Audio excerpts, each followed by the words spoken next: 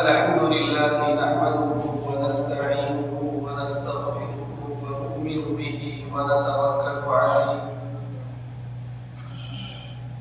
ونعوذ بالله من شرور أنفسنا ومن سيئات أعمالنا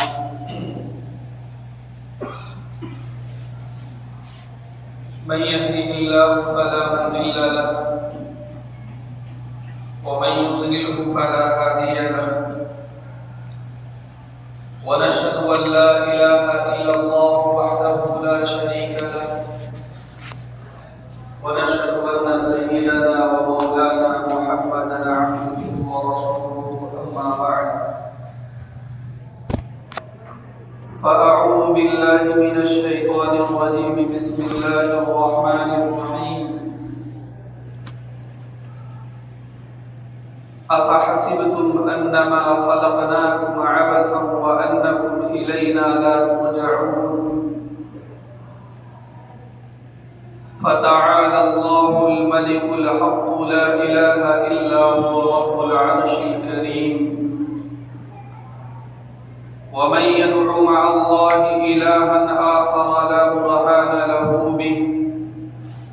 فإنما حسابه عند ربه إنه لا يفلح الكافرون وقل رب اغفر وارحم وأنت خير الراحمين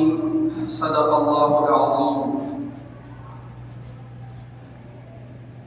وقال النبي صلى الله عليه وسلم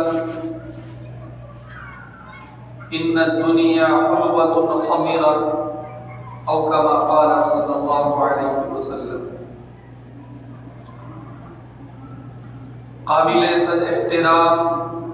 میرے بزرگوں، بھائیوں، عزیزوں اور دوستوں، اللہ تعالیٰ نے کم و بیش 18,000 مخلوقات پیدا فرمایا ہے اور ان کے درمیان میں ہم انسانوں کو اللہ تعالیٰ نے سب سے زیادہ باعزت مخلوق بنایا ہے۔ قرآن پاک میں اللہ سبحانہ و تعالیٰ بڑی صراحت کے ساتھ فرما رہے ہیں وَلَقَدْ كَرَّمْنَا بَنِي آدَمَ کہ ہم نے بنی آدم کو عزت دی، اسے عزت بخشی۔ وَحَمَلْنَاهُمْ فِي الْبَرِّ وَالْبَحْرِ اور ہم نے بنی آدم کو خشکی میں بھی سواریاں عطا کی اور تری میں بھی سواریاں عطا کی۔ ہم نے بنی آدم کو وہ صلاحیت دی ہے کہ وہ خشکی میں بھی سفر کر سکتا ہے اور تری میں بھی، سمندروں میں بھی وہ سفر کر سکتا ہے۔ آج کی سائنس اس پر بھی بحث کرتی ہے کہ بہت ساری مخلوقات ایسی ہیں جو خشکی میں رہتی ہیں اور بہت ساری مخلوقات ایسی ہیں جو تری میں رہتی ہیں۔ گویا کہ اس میں اس بات کی طرف اشارہ ہے کہ اللہ نے انسانوں کو ایسی صلاحیتوں سے نوازا ہے کہ اگرچہ اس کی سکونت خشکی میں ہے لیکن وہ سمندروں کا بھی سینہ چاک کر کے اور اس کے اندر جو بھی چیزیں اللہ نے رکھی ہے وہاں تک وہ پہنچتا ہے۔ تو اللہ یہ فرما رہے ہیں کہ ہم نے انسانوں کو عزت بخشی، انسانوں کو باعزت بنایا اور انہیں خشکی اور تری میں سواری عطا کی۔ وَفَضَّلْنَاهُمْ عَلَى كَثِيرٍ مِّمَّنْ خَلَقْنَا تَفْضِيلًا اور جو کچھ بھی مخلوقات ہم نے اس دنیا میں پیدا کی ہیں ان مخلوقات کے درمیان میں ہم نے اسے ایک فضیلت عطا کی۔ میرے بزرگوں، ہم انسانوں کے لیے اللہ تعالیٰ نے جو ترتیب رکھی، قرآن و حدیث سے جو بات سمجھ میں آتی ہے وہ یہ ہے کہ اللہ تعالیٰ نے ایک موقع پر حضرت آدم علیہ السلام سے لے کر قیامت کی صبح تک پیدا ہونے والے جتنے بھی انسان ہیں تمام کی ارواح کو اللہ نے ایک مرتبہ میں پیدا فرما دیا۔ وہ تمام ارواح کہاں ہے، کس مقام پر ہے، ہمیں صرف اتنا علم ہے کہ وہ عالم ارواح میں، وہ عالم ارواح کیسی ہے، اس کی کیفیت کیسی ہے، وہاں پہ روحوں کے رہنے کی کیفیت کیسی ہے، اس کا علم صرف اللہ کو ہے۔ انسانوں کو مغرور نہیں ہونا چاہیے، اس لیے کہ اللہ نے بہت پہلے فرما دیا ہے وَمَا أُوتِيتُم مِّنَ الْعِلْمِ إِلَّا قَلِيلًا، کہ علم کا جو سمندر ہے اس سمندر میں سے 2-4 قطرے تمہیں عطا کیے گئے، اور باقی جو علم کا سمندر یہ بطور مثال کے ہے، علم کے خزانے وہ اللہ کے پاس ہے۔ بہرحال تو ہم انسانوں کی ترتیب یہ ہے کہ انسانوں کی ارواح عالم ارواح میں ہوتی ہیں، اللہ کے فیصلے کے مطابق، اللہ کی ترتیب کے مطابق وہ عالم دنیا میں اپنے وقت پر بھیجی جاتی ہیں، اور پھر اللہ ہی کے فیصلے کے مطابق عالم دنیا سے اسے منتقل کیا جاتا ہے، پھر وہ عالم برزخ میں جاتی ہیں، پھر عالم برزخ کے بعد عالم آخرت کا ایک لامتناہی سفر ہے۔ میرے بزرگوں، ہمیں جو اس دنیا میں بھیجا گیا ہے وہ بہت ہی محدود وقت کے لیے بھیجا گیا ہے۔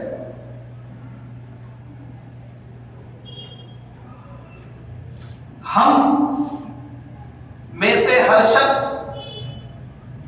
عالم ارواح میں ہزاروں سال رہا،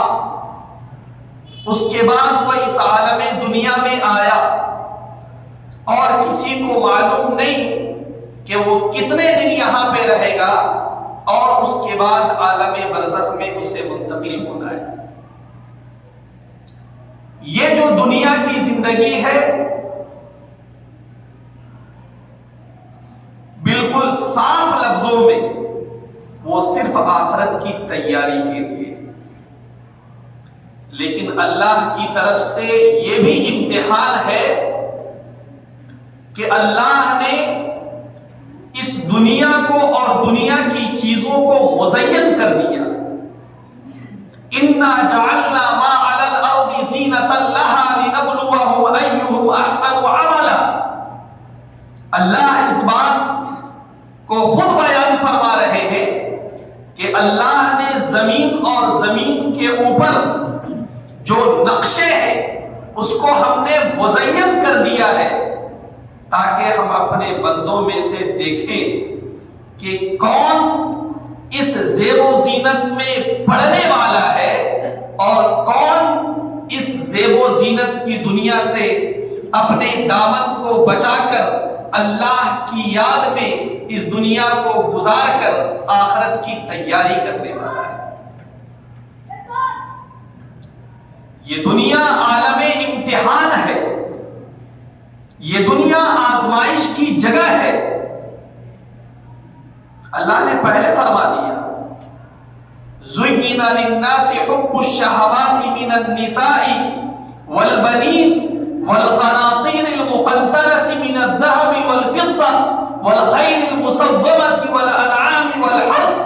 ذَلِكَ مَتَاعُ الْحَيَاةِ الدُّنْيَا۔ دنیا میں انسان آیا ہے،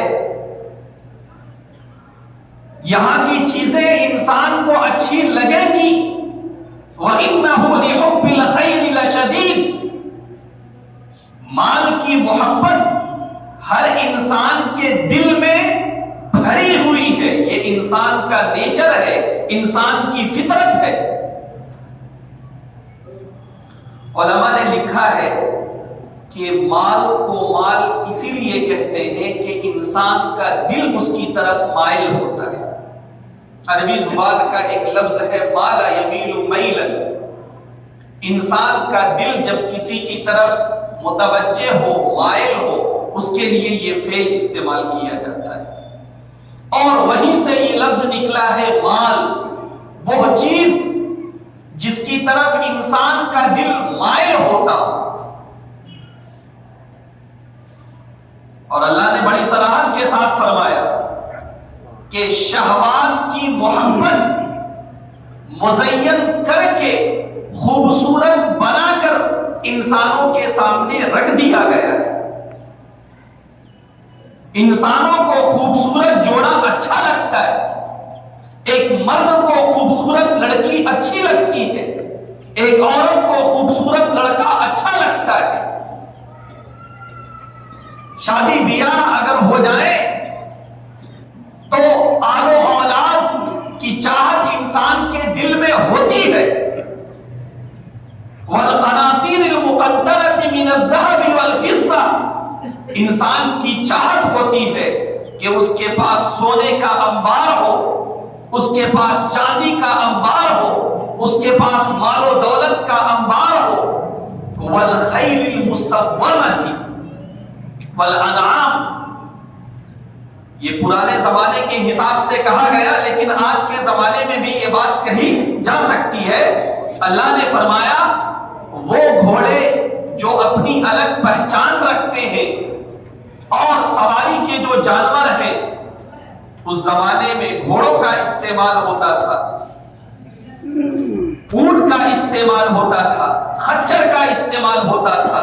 گدھوں کا استعمال ہوتا تھا، اور ان میں بھی اعلیٰ نسل کے گھوڑے ہوا کرتے تھے، اعلیٰ نسل کے اونٹ ہوا کرتے تھے، جس کو انسان بطور سواری کے استعمال کرتا تھا اور پسند کرتا تھا کہ اس کے پاس اچھی سے اچھی سواری ہو۔ لیکن ایسا نہیں ہے کہ اونٹ، گھوڑے، خچر اور گدھوں کا زمانہ اگر چلا گیا تو سواری کے طور پر ہم جو چیزیں استعمال کرتے ہیں، سائیکل ہے، بائک ہے، فور ویلر ہے، اور اس میں بھی جو نشانات سے مراد آج کے زمانے میں یہ لیا جا سکتا ہے کہ بائک میں بھی ہمیں فلاں بائک چاہیے، فور ویلر میں بھی ہمیں فلاں فور ویلر چاہیے۔ جی، ان سب چیزوں کی محبت اللہ نے انسان کے دل میں رکھی ہے، یہ نیچرل ہے، یہ فطری بات ہے۔ والحرث، انسان کے دل میں اس بات کی محبت ہو سکتی ہے کہ وہ اس بات کی تمنا کرے کہ اس کے پاس زمین ہو، اس کے پاس جائیداد ہو، اس کے پاس کوٹھیاں ہو، اس کے پاس فلیٹس ہو، اس کے پاس پیسے کے انبار ہو۔ یہ انسان کے نیچر میں ہے، لیکن اللہ نے یہ بھی فرما دیا انسانوں، یہ بات یاد رکھنا، ذالک متاع الحیات الدنیا، یہ دنیا کی زندگی کی متاع ہے۔ علماء نے فرمایا ہے متاع ایسے سامان کو کہتے ہیں جو ختم ہونے والا ہے۔ تو یہ جو ساز و سامان اور دنیا کی زندگی کی زیب و زینت ہے، بلکہ یہ پوری دنیا، اس کے بارے میں ایک حقیقت انسان کو ہمیشہ ذہن میں رکھنا چاہیے کہ یہ ایک نہ ایک دن فنا ہونے والا ہے۔ واللہ عنده حسن المآب، اور بہترین بدلہ وہ تو اللہ کے یہاں ہے۔ میرے بزرگوں، ہم اس وقت امتحانی دور سے گزر رہے ہیں، ہم اس وقت آزمائش کے دور سے گزر رہے ہیں۔ آج ایک بہت بڑا مسئلہ یہ ہے کہ آج ہم نے یہ سمجھ رکھا ہے، اگرچہ ہم زبان سے اس کا اعتراف نہیں کرتے ہیں، لیکن ہمارا عمل یہ بتا رہا ہے گویا کہ یہ دنیا ہی بس آخری دنیا ہے اور اس کے بعد ہمیں کہیں نہیں جانا ہے۔ ہماری ڈائری میں ہمارے لائف اسٹائل میں کہیں بھی یہ بات ہمارے عمل سے نہیں پتہ چلتی ہے کہ ہمیں کبھی مرنا بھی ہے. جی صبح سے لے کے شام تک اگر کوئی فکر ہے تو بس دنیا اور دنیا کے اسباب کو بڑھانے کی فکر.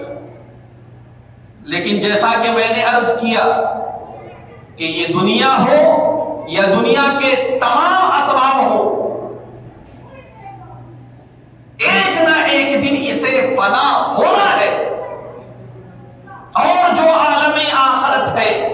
اور عالم آخرت میں ملنے والی جو نعمتیں ہیں وہ ہمیشہ باقی رہنے والی چیز ہے. ذالک خیر و ابقی، وہ بہتر ہے اور ہمیشہ باقی رہنے والی چیز. آج ہم نے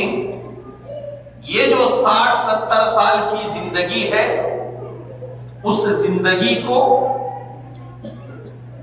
اور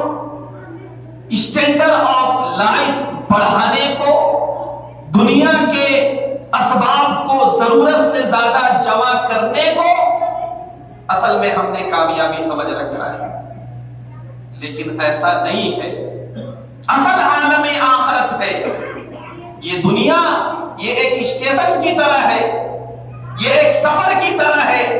چند دن ہمیں یہاں پہ رہنا ہے اور اس کے بعد عالم آخرت کے ہمیشہ ہمیش کی جو دنیا ہے وہاں ہمیں منتقل ہو جانا ہے. اللہ کے رسول صلی اللہ علیہ وسلم نے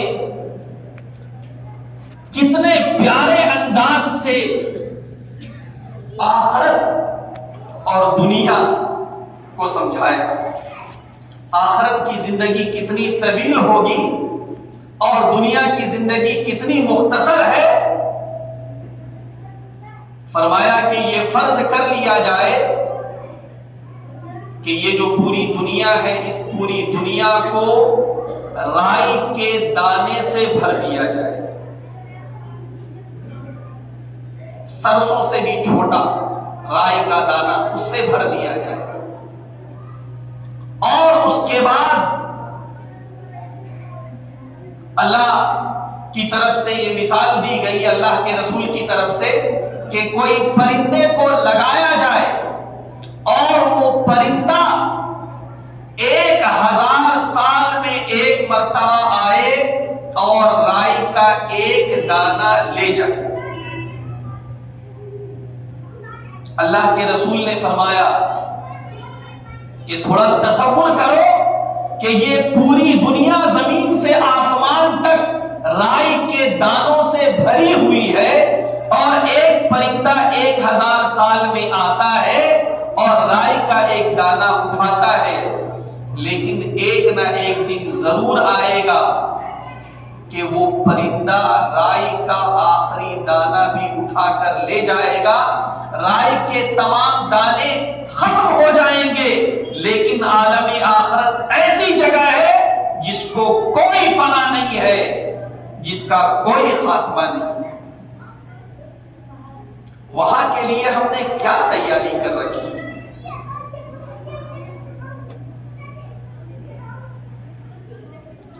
حضور پاک صلی اللہ علیہ وسلم جب معراج کے سفر پر گئے، حضرت ابراہیم علیہ السلام نے ہم لوگوں کے نام کیا پیغام بھیجا؟ حضرت ابراہیم علیہ السلام نے فرمایا تھا کہ محمد اپنی امت کو میرا سلام کہنا اور اس سے کہنا کہ جنت ایک چٹیل میدان ہے اور یہاں پہ جو درخت لگتے ہیں، یہاں پہ جو گھر بنائے جاتے ہیں، جس طرح کے اعمال انسان کرتا ہے اسی اعتبار سے اس کی جنت سنواری جاتی ہے. اب ایک بات میں عرض کروں کہ کسی کو اگر ایک ایکڑ پلاٹ دے دیا جائے اور اس سے کہا جائے کہ آپ کے پاس 1 سال کا موقع ہے، اگر آپ نے اسے آباد کر لیا تو یہ پلاٹ آپ کا، ماں بلڈنگ کے اور دیگر چیزوں سمیت اب یہ بتائیے کہ کیا وہ آدمی اس پلاٹ کو آباد کرنے کے سلسلے میں ذرہ برابر بھی غفلت کا شکار ہوگا؟ وہ اپنے پورے 1 سال کو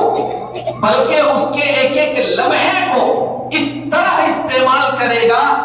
کہ اس پلاٹ کا کوئی 1 انچ باقی نہ رہے جس کو اس نے آباد نہ کیا ہو، جس میں اس نے کوئی چیز لگائی نہ ہو، بنائی نہ ہو، تاکہ وہ پورا 1 ایکڑ اس کا ہو جائے اور زندگی بھر جو ہے اسے آرام ملے۔ اللہ نے پہلے سودا کر لیا ہے۔ ان اللہ اشترى من المؤمنین انفسهم واموالهم بان لهم الجنہ، اللہ نے مسلمانوں کی جان اور مسلمانوں کے مال کے بدلے جنت کا سودا کر لیا۔ اللہ نے فرما دیا کہ دیکھو یہ جنت تمہاری، بس مسئلہ یہ ہے کہ اپنی جان اور اپنے مال کو اللہ کی رضا کے مطابق استعمال کرو۔ میرے بزرگوں، آج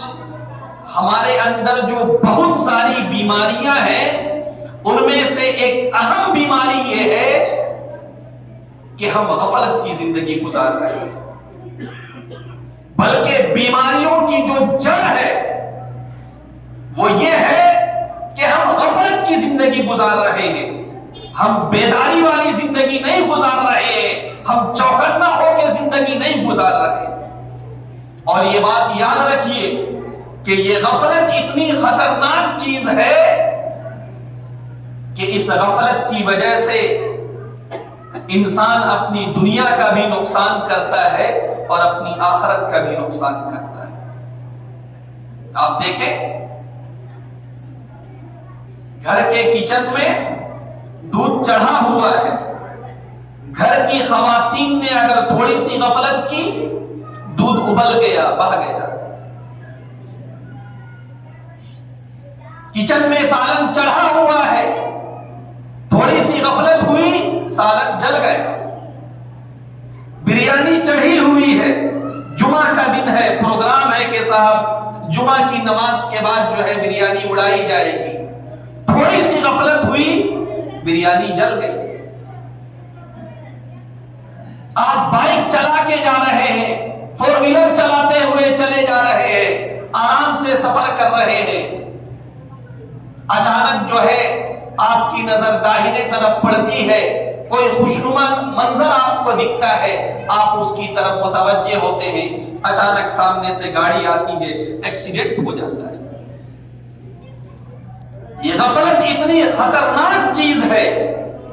کہ اس سے انسان کی دنیا کا بھی نقصان ہوتا ہے، اور غافل انسان وہ ہے جو اپنی آخرت کا بھی نقصان کرتا ہے۔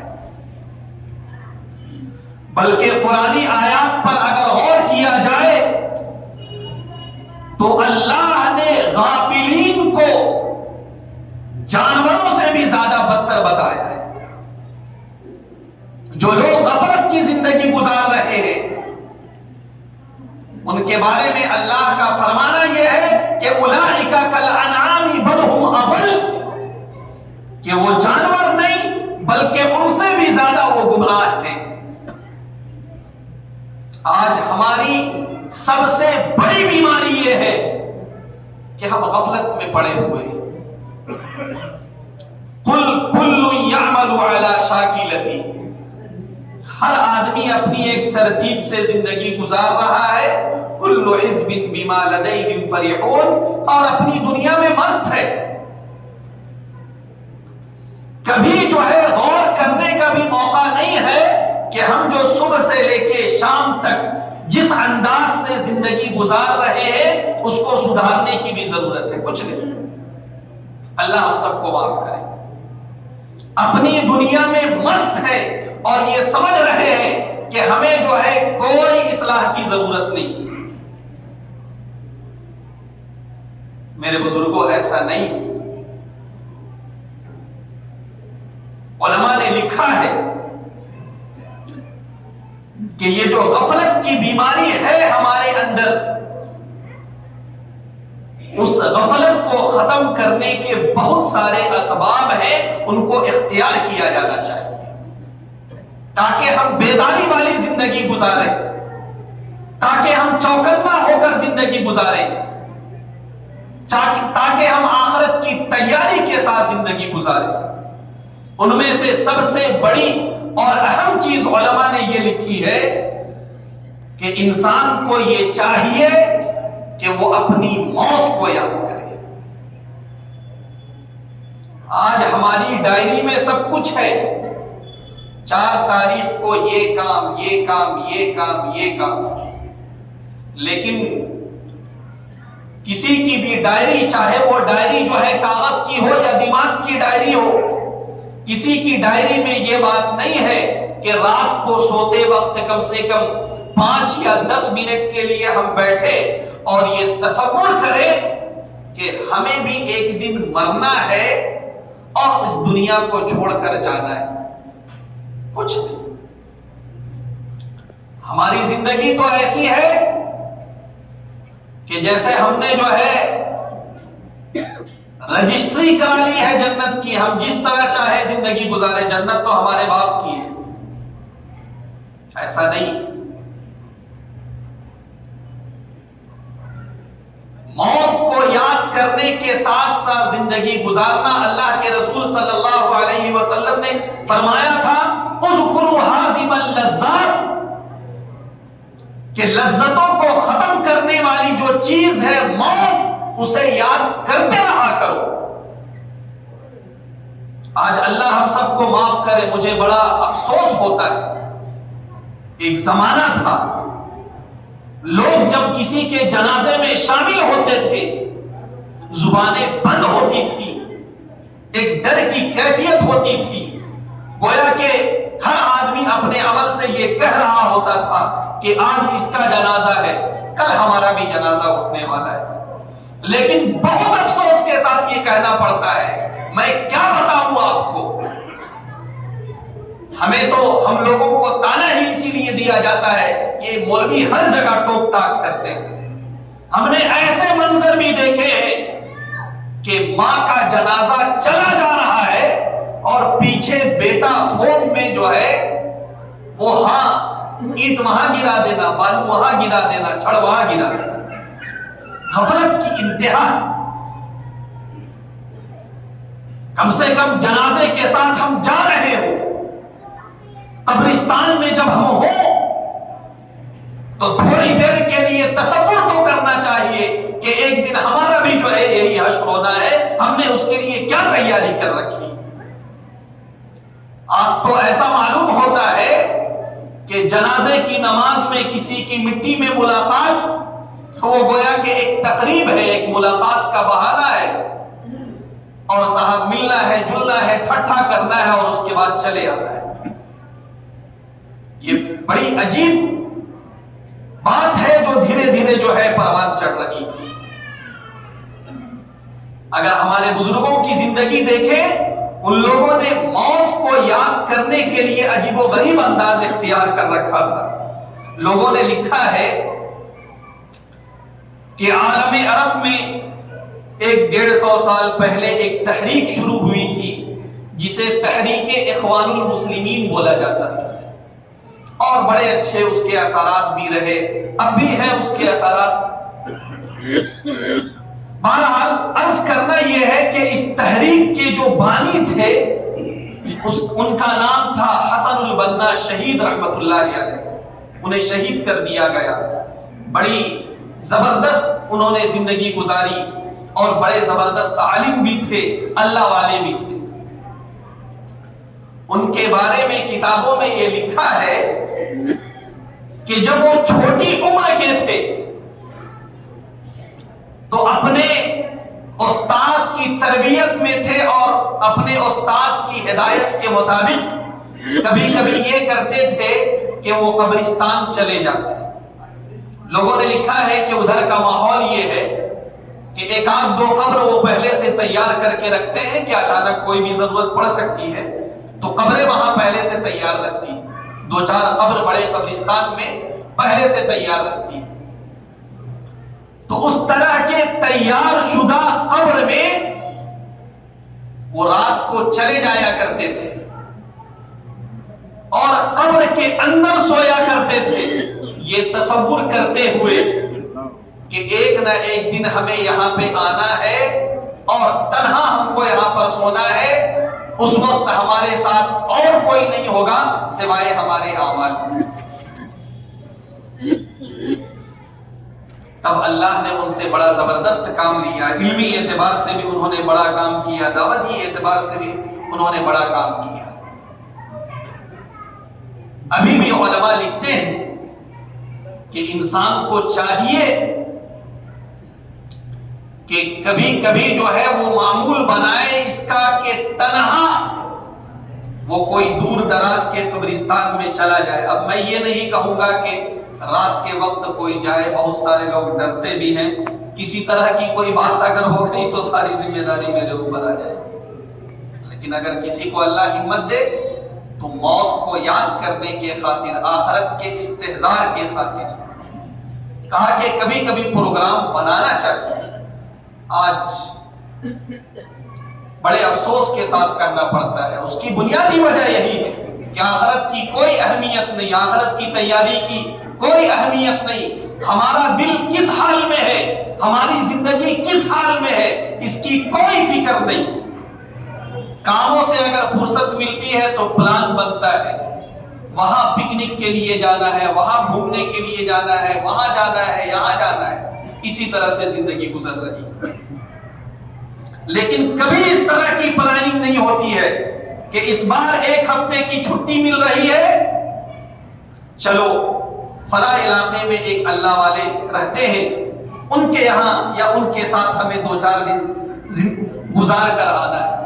اس طرح کی کوئی پلاننگ نہیں۔ اس کی وجہ یہی ہے کہ کوئی اس کی اہمیت نہیں ہے۔ آج اگر کوئی مال کے اعتبار سے ترقی کرنا چاہتا ہے، مالداروں کے درمیان میں رہتا ہے،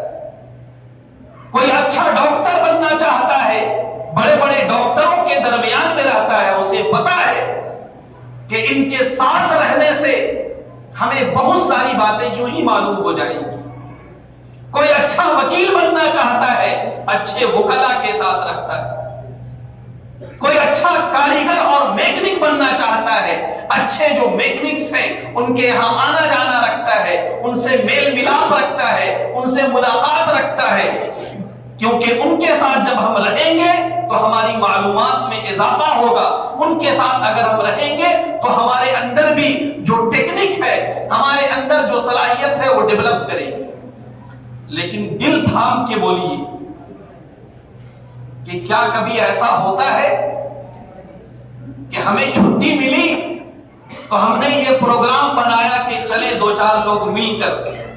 فلاں جگہ ایک اللہ والے کے ایک آدھ دن ان کے ساتھ ہم اپنا وقت گزار کر آئیں، ان کی صحبت اٹھا کر آئیں اور ان سے فائدہ اٹھا کر آئیں؟ کیوں؟ کوئی اہمیت نہیں ہے ان سب چیزوں کی۔ قرآن پاک میں یہ فرمایا گیا،